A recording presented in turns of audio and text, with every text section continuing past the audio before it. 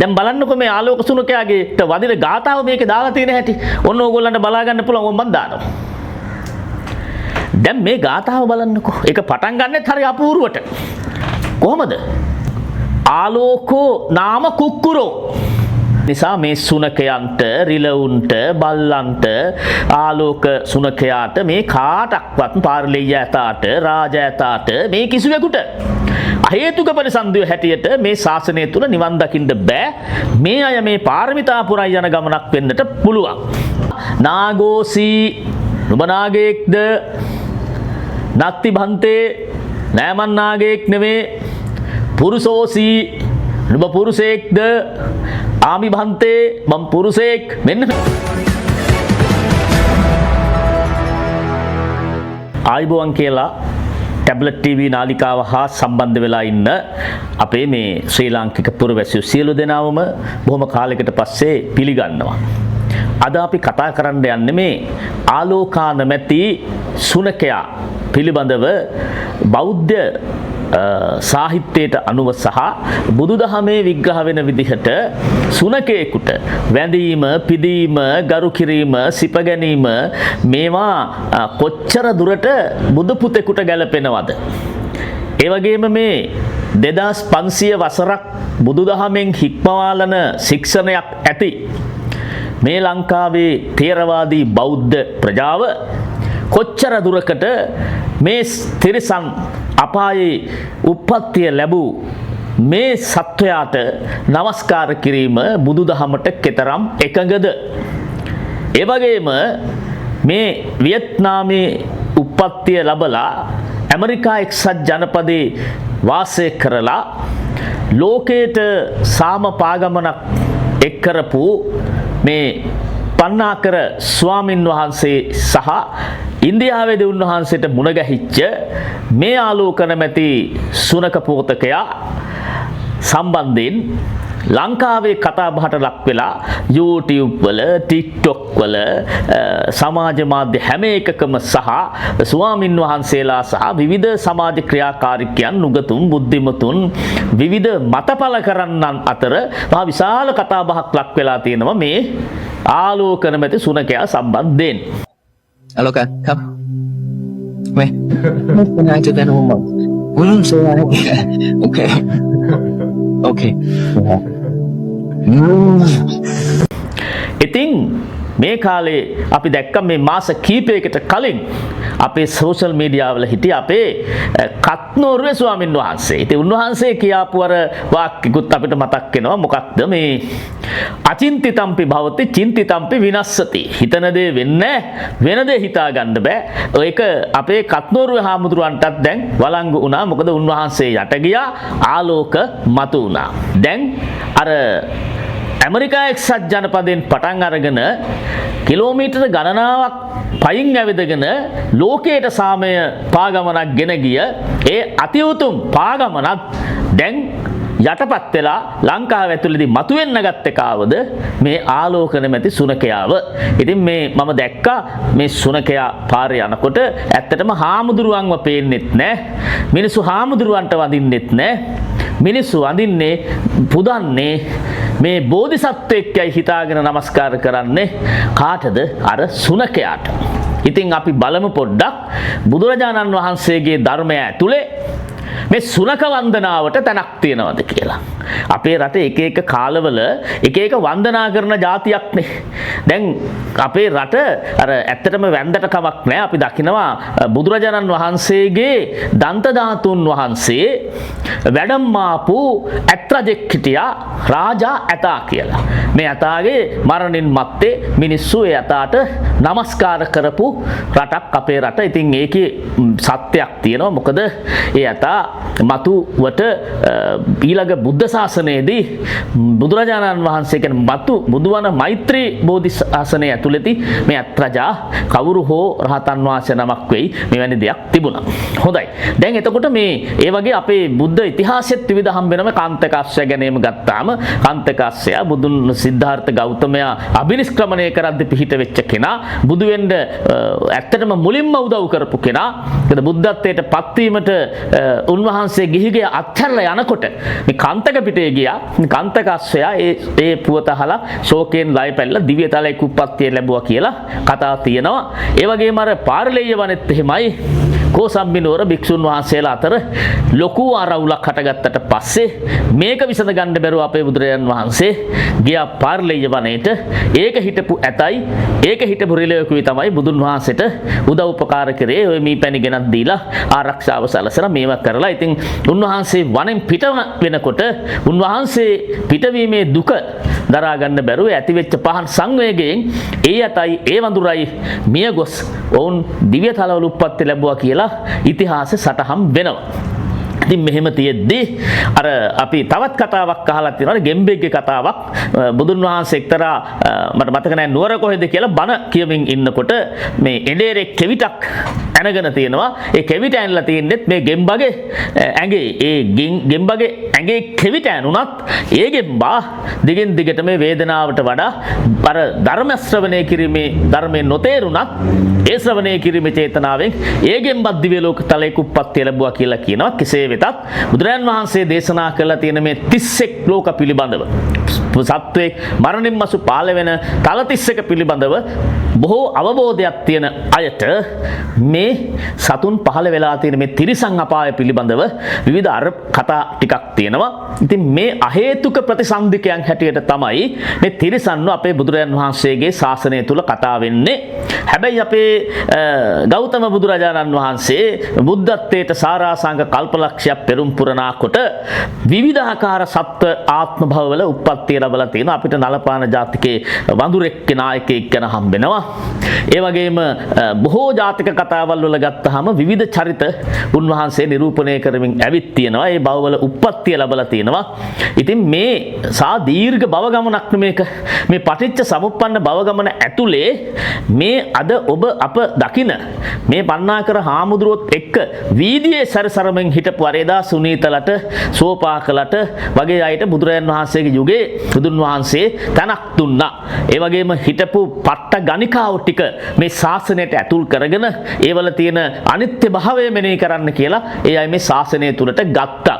එතකොට මේ බුද්ධ ශාසනයේ කාලේ විශාකා මහ උපාසිකාවෝ, එතකොට අනේපිරි සිටුතුමාලා, ඒ වගේම වේලුකන්ටකී නන්ද මාතා මේ වගේ අය වගේම අර වගේ මේ සමාජයේ ගැරහුම් වලට ලක් වෙච්ච කුලහීනයන් වෙච්ච සුනීත සෝපාකලටත් උන්වහන්සේ පිහිට වුණා, ශාසනයට එන්න ඉඩ කඩ දුන්නා.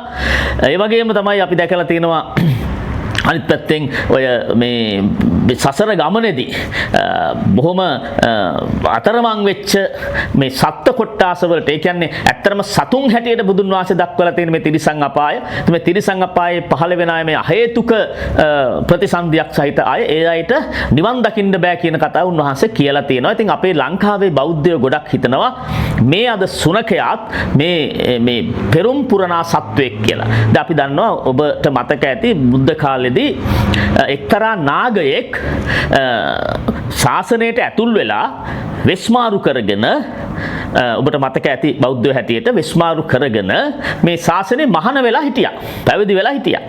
ඔය පැවිදි වෙලා ඉන්නකොට දවසක් පිණ්ඩපාත ගිහින් ඇවිල්ලා දානේ වළඳන්න යද්දී අර තම තමන්ගේ තනි කුටි වලට ගිහින් දොරවල් වහගෙන අගුලුලාගෙන නැත්තම් ඒවා අඩවල් කරගෙන දානේ වළඳිනකොට මේ නාගයාට ප්‍රකෘති තත්වයට එන්න වෙනවා දානේ වැළඳීමේදී.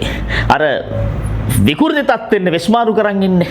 ඒ නිසා මේ ඇඳ උඩ නාග වෙසක් මවාගෙන මේ නාගයා අර තමන්ගේ ගෙනා පිණ්ඩපාතේ වළඳන්න හදද්දී එක්තරා භික්ෂුන් වහන්සේ නමක් දුවගෙන ඇවිල්ලා දොරට තට්ටු කරලා බලපුවාම කවුද? මේ නාගයෙක්. එතකොට දුවගෙන ගිහින් බුදුහාමුදුරන්ට කියනවා භාග්‍යතුන් වහන්සේ මේ අර වෙස්මාරු කරගෙන ඉන්නේ නාගයෙක්. ඊට පස්සේ බුදුහාමුදුරම කතා කරලා කියනවා ඔබට මේ ශාසනය ඇතුලේ වෙස්මාරු කරගෙන නිවන් දකින්න බෑ. මොකද උඹලා අහේතුක ප්‍රතිසන්දිකයෝ. ඒ නිසා උඹලා ත්‍රි හේතුක ප්‍රතිසන්දිකයෝ බවට පත් වෙන්න පින්දහම් කරලා මේ මනුස්සාත්ම භාවයක් ලබාගෙන මේ සසරෙන් එතර වෙන්න නිවන් දකින්න එන්න ඕන. ඒ නිසා දැන් මේ වෙස්මාරු කරගෙන මේක ඇතුලේ හිටියට තේරුමක් නැහැ කියලා අන්න බුදුන් වහන්සේ දා කියනවා. ඒ නිසා මේ සුනකයන්ට, රිලවුන්ට, බල්ලන්ට, ආලෝක සුනකයාට මේ කාටක්වත් පාරලෙය ඇතාට, රාජ ඇතාට මේ කිසිවෙකුට අහේතුක පරිසන්දිය හැටියට මේ ශාසනය තුල නිවන් දකින්න බෑ. මේ අය මේ පාරමිතා පුරා යන ගමනක් වෙන්නට පුළුවන්. අර උපසම්පදා පවත්වන උත්සවවලදී අපි දැකලා තියෙනවා ඔබ සහභාගී වෙලා ඇති බෞද්ධයෝ හැටියට අපි සහභාගී වෙලා තියෙනවා. ඉතින් ඒකේ ප්‍රශ්න ගණනාවක් අහනවනේ. එතනදී අහනවා නාගෝසි නුඹ නාගයෙක්ද? නත්ති භන්තේ නෑමන් නාගයෙක් නෙවේ. පුරුෂෝසි නුඹ පුරුෂයෙක්ද? ආමි භන්තේ මම පුරුෂයෙක්. මෙන්න මේ ආදී වචෙන් ප්‍රශ්න ගණනාවක් අහනවා. හරි. ඉතින් සමහර භික්ෂුන් වහන්සේලා අපි දැකලා තියෙනවා මේ අර කටපාඩම් කරගෙන යන්නේ. ඉතින් කටපාඩම් කරගෙන යනකොට ඕවා අමතක වෙලා සමහරවිට පුරුෂෝසි කියපුවම පුරුෂයෙක්ද කියලා අහපුවම නත්ති භන්තේ කියලාත් කියනවා. නෑ මම පුරුෂයෙක් නෙමෙයි කියලාත් කියපු අවස්ථා අපි දැකලා තියෙනවා.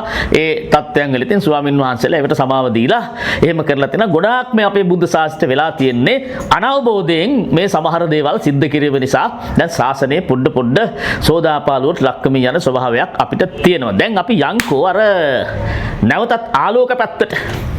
දැන් දැන් ආලෝක සුනකයා පිළිබඳව ලංකාවේ අර මම මුලින් කතා කරා වගේ තව ටික දවසකින් මම අද දැක්කා මේ Facebook එකේ තියෙනවා මේ ආලෝක සුනකයාට වන්දනා ගාථාවක්. මේක සමාජගත වෙන්නේ විනාඩි 10-15 යන්නේ එක දවසක් යන්නේ. දැන් බලන්නකො මේ ආලෝක සුනකයාගේට වදින ගාථාව මේකේ දාලා තියෙන හැටි. ඔන්න ඕගොල්ලන්ට බලා ගන්න පුළුවන් මම දානවා. දැන් මේ ගාථාව බලන්නකෝ. ඒක පටන් ගන්නෙත් හරි අපූර්වට. කොහමද? ආලෝකෝ නාම කුක්කුරෝ. මේ කුක්කුරයා කියන්නේ බල්ලට සුනකයට. ආලෝකෝ නාම ආලෝකෝ නැමැති කුක්කුරෝ. මෙතනින් තමයි ගාථාව පටන් ගන්න. දැන් ඊටු ටික මම කියන්න යන්නේ නැහැ. මොකද මම ගාථාවක් හඳුන්වා දුන්නා කියලා මට කේස් එකක් දායි අපේ මේ ටැබ්ලට් TV නාලිකාවට. මොකද මේ ටැබ්ලට් TV නාලිකාවෙන් දිගින් දිගටම අපි සාකච්ඡා කරේ ධර්මයේ සම්බන්ධ කාරණා. එතකොට ඔය කත්නෝරිය ස්වාමීන් වහන්සේ ගැන අපි ගොඩක් දේවල් කතා කරා. ඔබට මේක සර්ච් කරලා බලන්න පුළුවන්. ඉතින් ඇත්තටම මම මේ කියන්නේ මම දැක්ක සන්නස්ගල සර්ච් මේක කියනවා මේ CIA කුමන්ත්‍රණයක් කියලා. මේ අනුර කුමාර සානායක මහත්තයා මේගොල්ලන්ට ආරාධනා කරාලු මේ කුමන්ත්‍රණයකට. ඉතින් ඇත්තටම අපිට පේන්නේ මේක බුදුදහම නිකන් අර හාස්‍යයට ලක් කිරීමේ කුමන්ත්‍රණයක්. මොකද හේතුව බලන්න දැන් මේ සුනකයා තමයි අද ඉස්මතු වෙන්නේ. අපේ අර වියට්නාමේ ඉපදිලා ඇමරිකාවේ ජීවත් වෙලා ලෝක සාමය ප්‍රාර්ථනා කරගෙන කිලෝමීටර් දසදහස් ගණන් රටවල් ගණනාවක ඇවිදින්පු මේ පන්නක්කර ස්වාමීන් වහන්සේ ගැන දැන් යට යනවා. දැන් රටම බලන්නේ මොකක්ද? සුනකෙක් ගැන. සුනකෙක් ගැන බලන්න. මේ සුනකයා දිහායි බලන්න. අපි දන්නවනේ අපිත් දන්නවා මේ මහපාරේ අපි දවස් කීපයකට මම අර ටවුන් එකට යනකොට ටවුන් එකේ බල්ලෝ සෙට් එකක් ඉන්නවා. මේ වීදි සුනකයන්ට අපි බිස්කට් පැකට් එකක් මාරි බිස්කට් එක එක දීපුවම මුන් සේරම අපි දකින්දි කාර් එක වටේනවා අපි වටේනවා කැරකෙනවා පස්සේ යනවා. මේ තමයි සුනකයාගේ ස්වභාවය. සුනකයා කියලා කියන්නේ බල්ලා කියලා කියන්නේ මිනිස්සයා ආරම්භක කාලේ ඉඳලම උගේ ආරක්ෂාව හැටියට මනුස්ස වාසය තුල ජීවත් වෙන ගෘහාශ්‍රිතව ජීවත් වෙන තිරිසන් සත්වෙක්.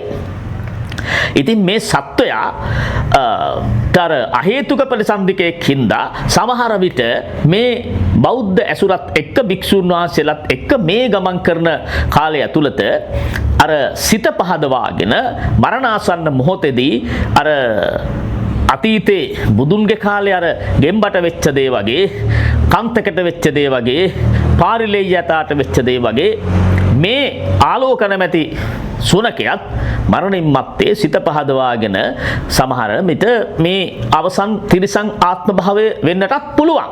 ඉතින් ඒ නිසා අපි දන්නේ නැහැ මේක විඥානවාදීව ටිකක් ගැඹුරට සාකච්ඡා කළ යුතු එකක්. බුදුදහමේ පටිච්ච සමුප්පාදයට අනුව අපි දන්නේ මේ දීර්ඝ භව ගමන විවිධ ආත්ම භාවවල අපි ගත කරනවා වෙන්නටත් පුළුවන්. තිරිසන් ආත්ම තියෙනවා, තිරිසන් අපායවල තියෙනවා, නිරයවල තියෙනවා. එතකොට දිව්‍ය ලෝක 6ක් තියෙනවා, සතර අපායක් තියෙනවා, මනුස්ස ලෝකයක් තියෙනවා, 31 තලයක් ගැන බුදුන් වහන්සේ දේශනා කරලා තියෙනවා. ඒ නිසා මේ 31 තල වල එකක් විය හැකි මේ සුනකාත්ම භාවයට. ඒ කවුරු සුනකාත්ම භාවයට පත් වෙලාද කියලා අපිට කියන්න දන්නේ නැහැ. ඒක නම් අර බුදුන් වහන්සේ නැත්නම් අර ඥානයන් පහල කරගෙන තියෙනවා සම්මා ඥානයන් ටික. එහෙමයිට පුළුවන් මේ සුනකයා කවුදයි කියා හරියටම කියන්න පෙර භවයක මේ සුනකයා අසවල් කෙනාය කියලා අන්න බුදුන් වහන්සේව රාතන් වහන්සේ නමක් ඔය පුබ්බේ නිවාසානුස්සති ඥානය හෝ අතීත ස්මරණ ඥානයක් තිබ්බා නම් ඒවා කියන්නට පුළුවන්කම තියෙනවා. ඉතින් කෙසේ වෙතත් මම මේ ශ්‍රී ලාංකික ආදරණීය බෞද්ධයන්ගෙන් ඉල්ලා සිටින්නේ මේ පන්නංකර ස්වාමින් වහන්සේ කරන මේ ලෝක සාමය නැමැති මේ මහා උත්තරීතර කාර්යද්‍රව්‍යයේදී මේ සුනකයත් පසුපස යනවා. ඒ නිසා සුනකයාට වඳින්න නමස්කාර කරන්නට මත්තෙන් අපේ මේ ධර්ම රත්නයට සංඝ රත්නයට නමස්කාර කරන්න කියලා මම ඉල්ලා සිටිනවා.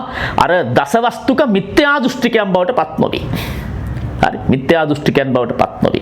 ඒ නිසා ඔබ ප්‍රඥාවන්ත භාවයට පත් වෙන්නවා කියලා සම්මා දිට්ඨිය පෑදේවා කියලා අපි ප්‍රාර්ථනා කරමින් මේ සුනකයාට දීර්ඝායුෂ ලැබිලා හැබැයි සුනකයාට වඩා අපි අපේ සංඝ රත්නයට නමස්කාර කරන ප්‍රඥාවක් මේ දසවස්තුක මිත්‍යා දෘෂ්ටියෙන් මිදිච්ච බෞද්ධයන් පිරිසක් අපිට ඉතිරි වේවා කියලා අපි ප්‍රාර්ථනා කරනවා. ඒ කරන ගමන් අද වැඩසටහන අපි අවසන් කරනවා. ඔබට සම්මා දිට්ඨිය පෑදේවා. ආලෝක නැමැති බල්ලා සුනකයාට දීර්ඝායුෂ ලැබේවා. ඔහු මේ ගෙවන්නා වූ මේ තිරිසංආත්ම භාවයෙන් මිදී යාමට ඔහුට මේ පාද යාත්‍රාවම ශක්තියක් වේවා කියලා අපි ප්‍රාර්ථනා කරනවා අපේ channel එක හරහා බෞද්ධ හැටියට.